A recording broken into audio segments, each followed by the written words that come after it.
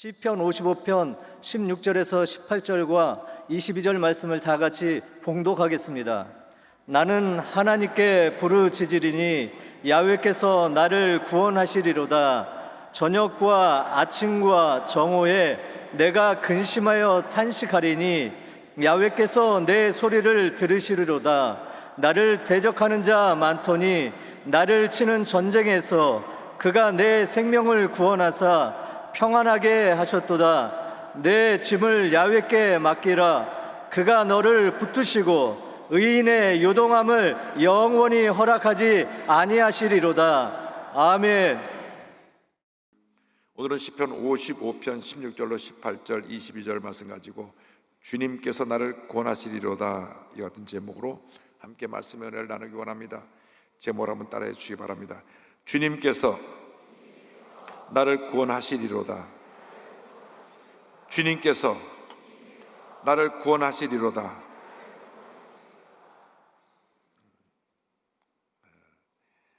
이 세상에 영원히 이 세상을 살아갈 사람은 한 사람도 없습니다. 우린 다 내게 주어진 삶을 살다 가는 것입니다.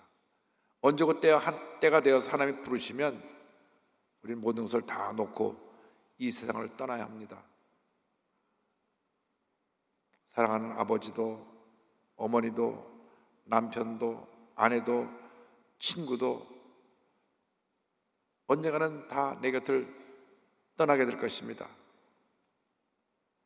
그런데 내 호흡이 닿는 그날까지 절대로 나를 떠나지 아니하시고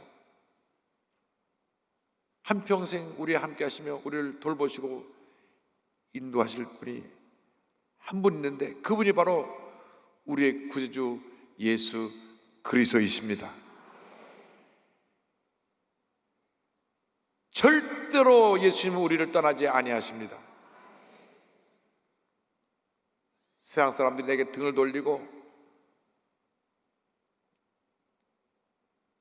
나를 비방하고 나를 떠나는 일이 혹 있을 수 있어도 우리 예수님은 절대로 우리를 떠나지 아니하시고 우리를 지키시고 돌보시고 우리와 함께 하시는 것입니다. 우리의 모든 것 되시는 주님을 마음과 뜻과 정성 다하여 사랑하는 여러분 모두가 되기를 바랍니다. 다시 고백합니다. 시편 18편 1절입니다. 나의 힘이신 야여 내가 주를 사랑하나이다. 나의 모든 것 되시는 주님, 내가 주님을 사랑합니다. 그런데 이 생활 살다 보면 크고 작은 문제와 어려움이 우리에게 다가옵니다. 그때 우리는 먼저 주님 앞에 부르짖어야 합니다.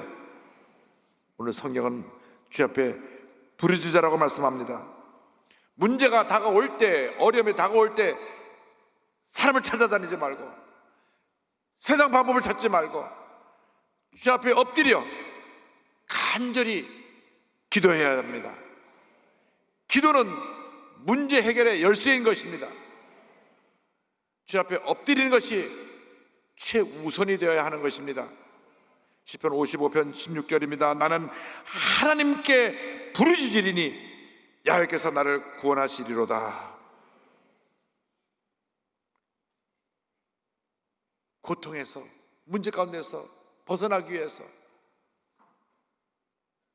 어려움을 해결하기 위해서 주님께 엎드려 밤에도 부르짖고 아침에도 부르짖고 낮에도 부르짖고 기도를 멈추지 않아야 합니다. 다시 고난 가운데 이렇게 부르짖었습니다. 시편 20편 2절을 보니까 내 하나님이여 내가 낮에도 부르짖고 밤에도 잠잠하지 아니하오나 응답하지 아니하시나이다. 그는 이렇게 탄식하며 기도한 것입니다. 시편 55편 17절입니다. 저녁과 아침과 정오에 내가 근심하여 탄식하리니 야훼께서 내 소리를 들으시리로다. 사랑의 주님께서 우리의 기도에 귀를 기울이시고 그 기도를 들으시고 응답하십니다. 시편 55편 1절을 말씀합니다. 하나님이여 내 기도에 귀를 기울이시고 내가 간구할 때에 숨지 마소서. 감당할 설명할 수 없는 큰 환난과 고통이 다가올 때, 큰 문제와 어려움이 나를 둘러쌌을 때 주님께 엎드려 기도하는 것 외에는 문제를 해결할 다른 길이 없습니다. 다윗이 이처럼 큰 어려움에 처했을 때, 고난을 당했을 때 극심한 고통 가운데 부르짖었습니다. 시편 55편 2절 3절입니다. 내게 굽히사 응답하소서. 내가 근심으로 편치 못하여 탄식하오니 이는 원수의 소리와 악인의 압제 때문이라. 그들이 죄악을 내게 더하며 노하여 나를 핍박하나이다. 얼마나 고통이 심한지 마치 내가 죽을 것 같다고 고백하고 있습니다. 4절입니다. 내 마음이 내 속에서 심히 아파하며 사망의 위험이 내게 이르렀도다. 얼마나 마음이 아프고 힘들고 고통스럽고 어려웠으면 사망이 내 앞에 다가왔다고 그는 주님 앞에 부르짖었던 것입니다. 극한 절망이 우리에게 엄습해 왔다고 할지라도, 마치 내가 죽을 것 같은 그런 고통에 처했다고 할지라도 절대로 거기서 포기하고 주저앉으면 안 됩니다. 낙심하지 말고 주님께 부르짖고 또 부르짖고 또 부르짖어야 되는 것입니다. 시편 88편 1절 2절은 말씀합니다. 야훼 내 구원의 하나님이여, 내가 주야로 주 앞에서 부르짖었사오니 나의 기도가 주 앞에 이르게 하시며 나의 부르짖음에 주의 귀를 기울여 주소서. 주님께서 우리의 기도에 귀를 기울이시고 응답해 주실 것입니다. 어떤 성도님이 그 같은 말씀을 하셨습니다. 너무 힘들고 어려워서 부르짖을 힘도 없고 기도도 나오지 않습니다. 그때는 찬양을 틀어놓고 함께 따라 부르시길 바랍니다. 찬양이 곡조 있는 기도가 돼서 내 마음을 위로하고 내게 새 힘을 공급해 줄 것입니다. 이 세상을 살아간다고 우리가 크고 작은 많은 문제를 만나고 무거운 짐을 지고 살아가고 있습니다. 그래서 인생을 고난의 바다라고 부르는 것입니다. 무엇보다도 죄의 무거운 짐은 벗을 수가 없습니다. 그런데 우리의 구세주 예수님이 이 모든 무거운 짐을 벗겨주시는 것입니다. 둘째로 우리에게 오늘 말씀하신 것은 모든 무거운 짐을 주님께 맡기라는 것입니다.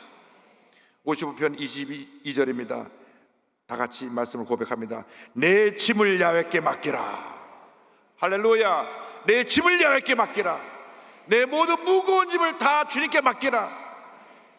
내 마음의 염려, 근심, 걱정의 무거운 짐, 마음의 상처, 슬픔, 아픔, 모든 무거운 짐을 다 내려놓으라고 하는 것입니다. 이 세상 모든 사람들이 각기 무거운 짐을 지고 나가는 길 인생을 살아갑니다.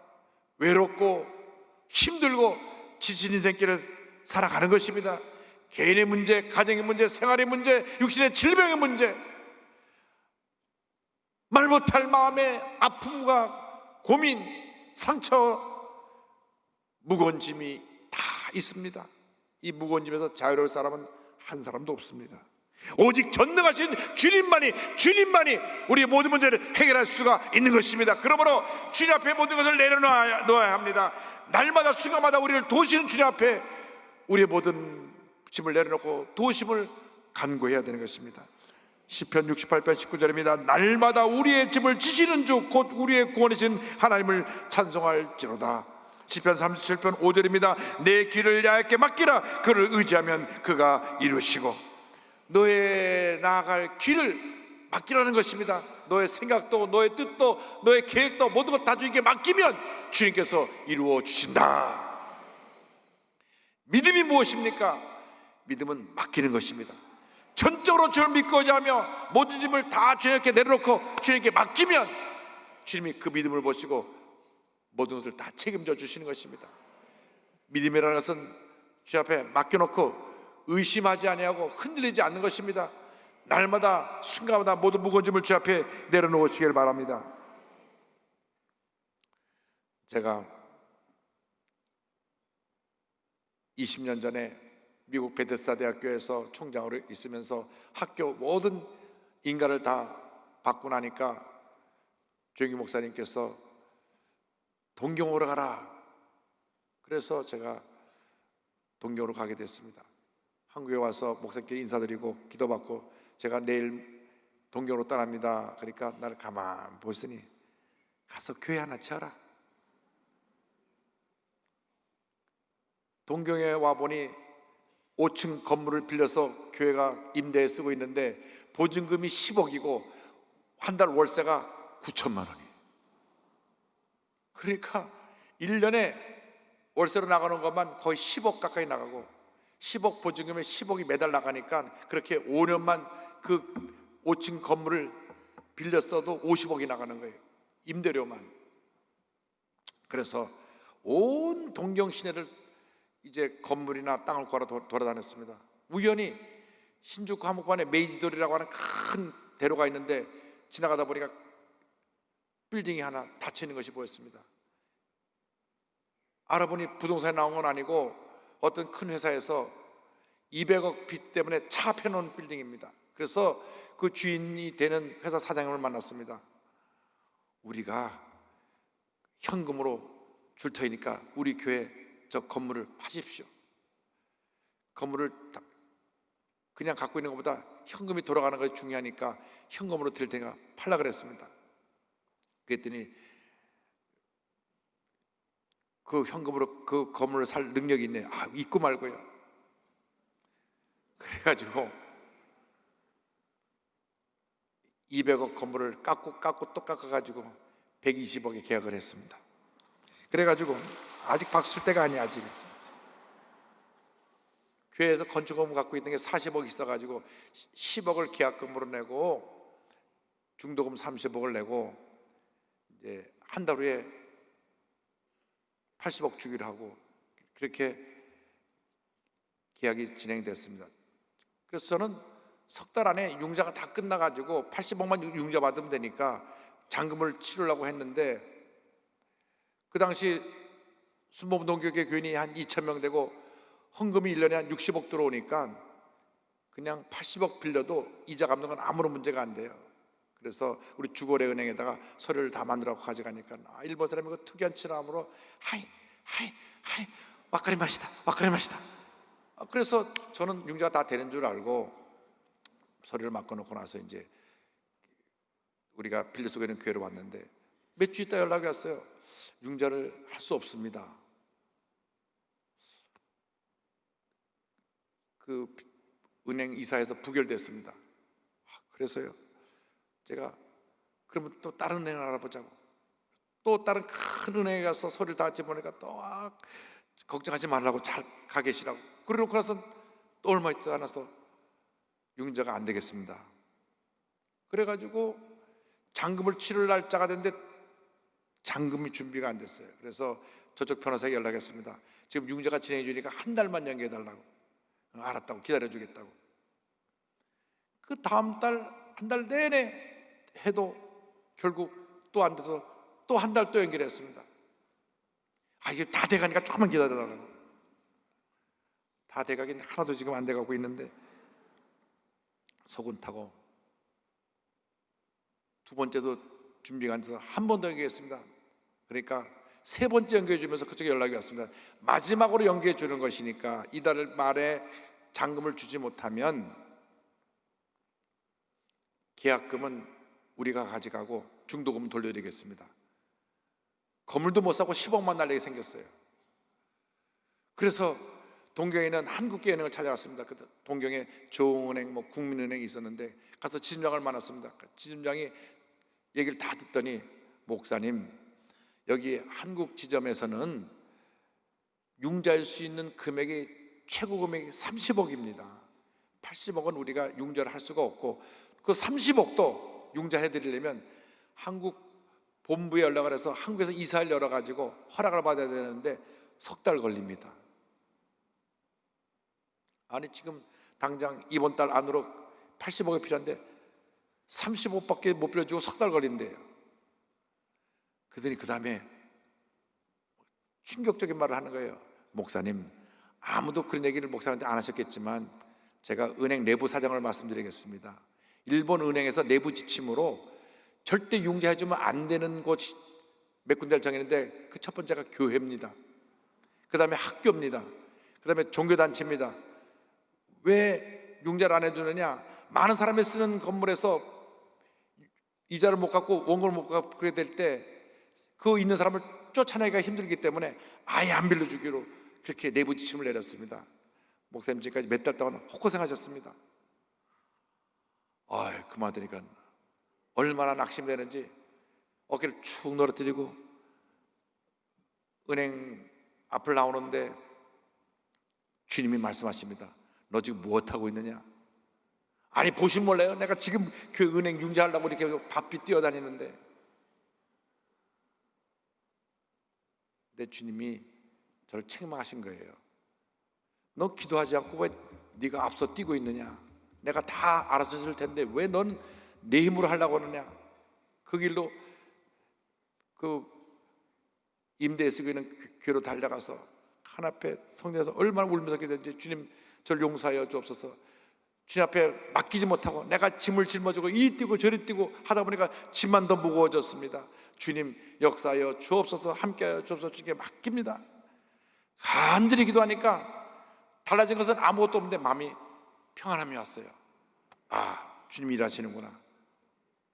그 다음 주일날이 됐는데 예배 후에 여성교회 집사님, 일본 분인데 집사님 한 분이 오셔서 저한테 말합니다. 목사님, 제가 융자 좀 알아볼까요? 그래요. 그래서 하도 많은 사람이 알아보고 그랬으니까 네, 알아보세요. 뭐 기도도 하지 아니하고 그랬는데 한 2, 3일 있다가 전화가 왔습니다. 목사님 융자가 되겠습니다. 할렐루야. 그분 따님을 제가 주례를 했는데 그 주례할 때 온 하객 중에 한 사람이 신용금고 이사장입니다. 근데 그분 어머니가 일본의 도토리현이라는 조그만 곳에 교회를 지어 헌당한 아주 독실한 크리스찬이었어요. 그 어머니 유언이 앞으로 교회에서 도움을 요청하면 무조건 도와야 된다. 특별히 교회 짓는 일은 네가 앞장서서 도와야 된다. 유언을 남기고 죽으셨어요. 그런데 처음으로 자기가 은행 신용금고 이사장이 돼서 부탁받은 전화가 바로 그 전화예요. 그래서 어머니 유언이 딱 떠올라가지고 얼마 빌려달라는 것도 묻지도 않고 무조건 되고 네, 빌려드리겠습니다. 나중에 소리를 끌어부으면서 들어온 거 보니까 80억이에요. 그리고 신용금고에서 맥시멈으로 빌릴 수 있는 돈이 50억인데 약속을 했기 때문에 80억을 빌려주셨어요. 할렐루야. 계약 3일 전에 딱 돈 융자가 돼가고 계약을 하고 30억 들여서 온 빌딩을 리마델링을 하고 주영기 목사님 모시고 입당 예배를 드렸습니다. 할렐루야. 참 젊었네 저 때는.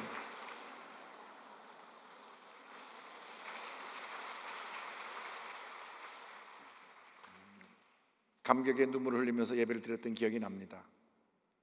하나님이 하셨습니다.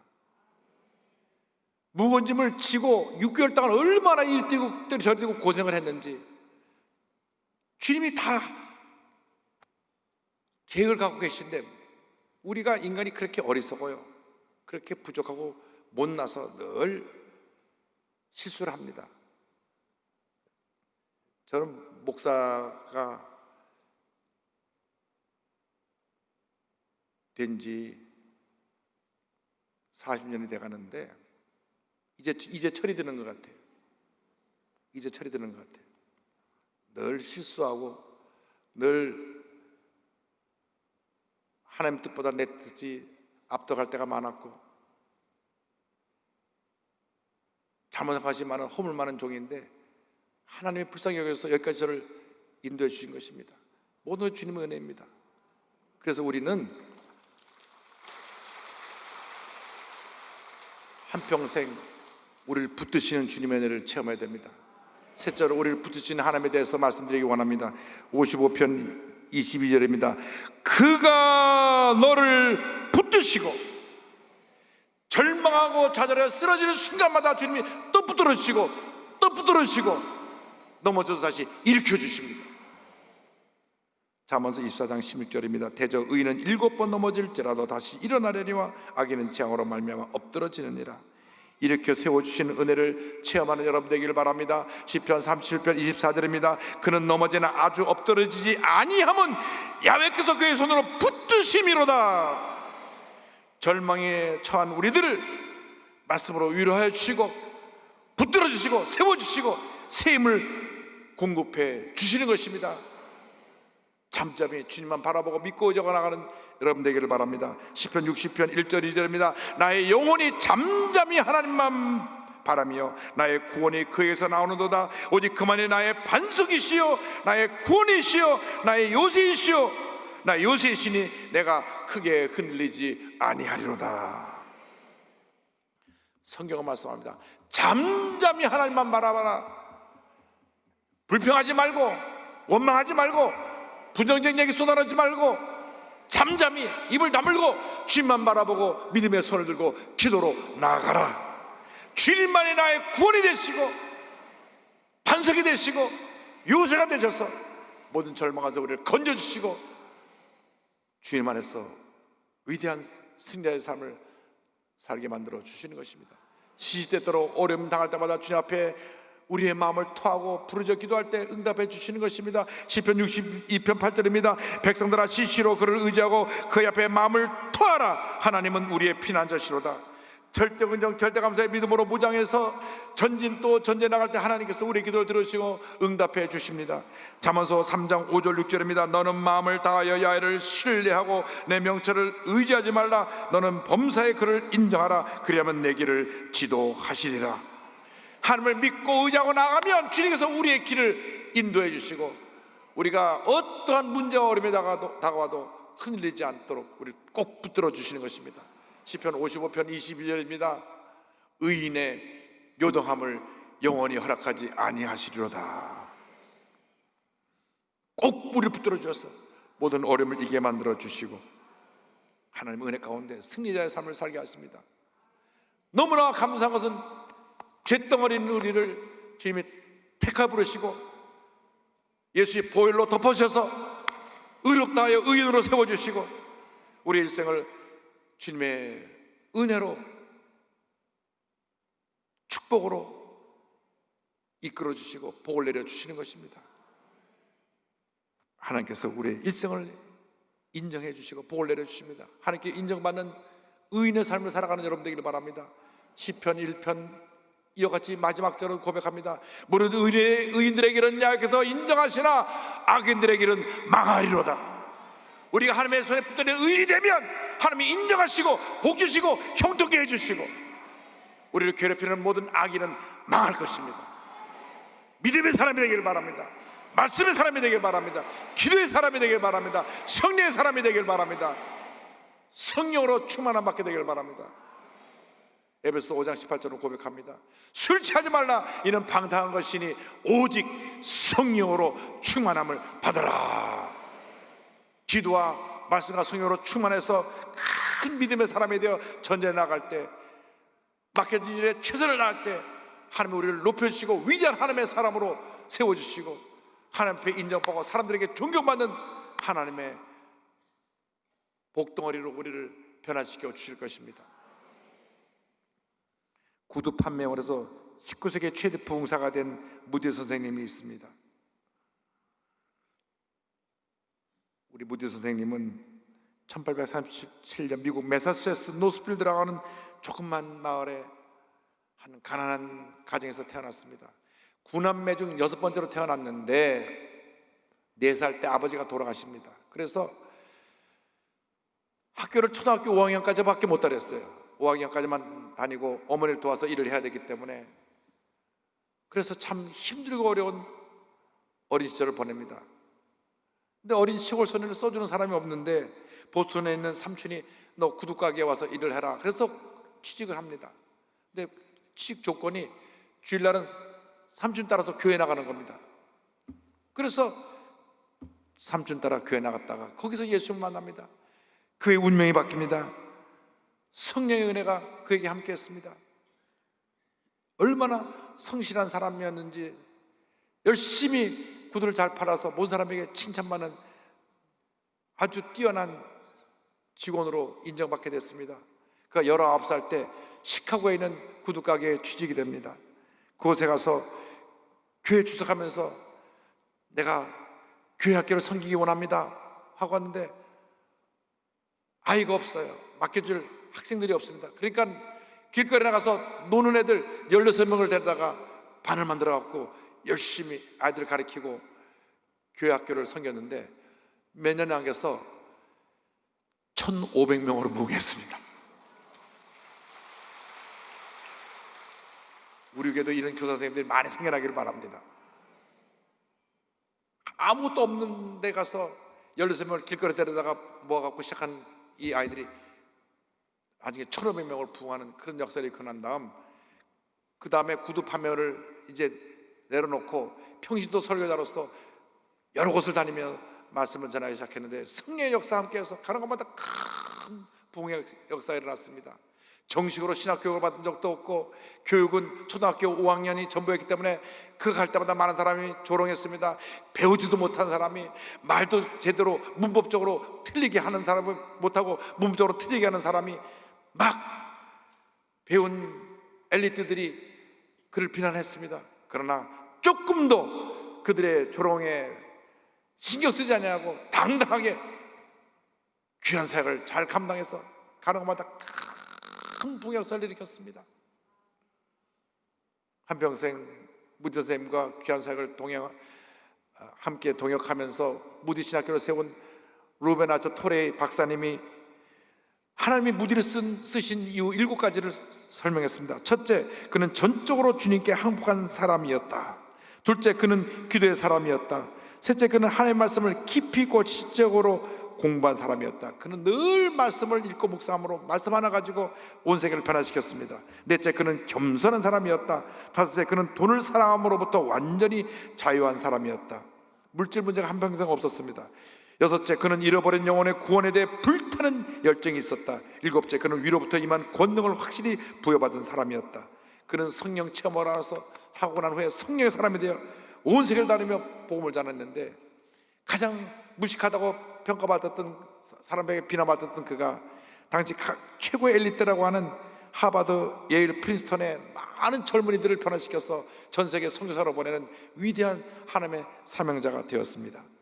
그가 특별히 사용했던 성경 구절은 이사야 50장 7절입니다.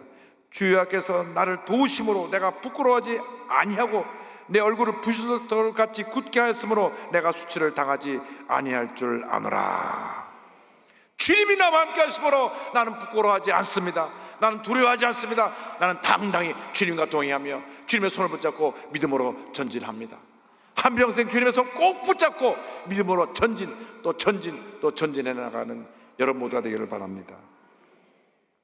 복음서가 369장은 함께 부릅니다. 주님여 이 손을 꼭 잡고 가소서. 주님여 이 손을 꼭 잡고 가소서.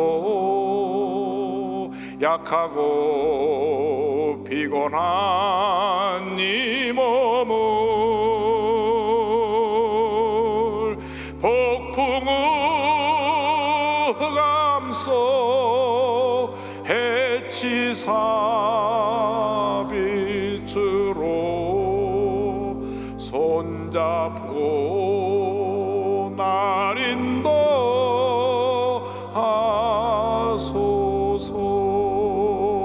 인도하소서. 인생이 힘들고 고난이 겹칠 때 주님여 날 도와주소서. 우리의 손을 정해 들고 외치는 이 소리 귀 기울이시사 손잡고 날 인도하소서.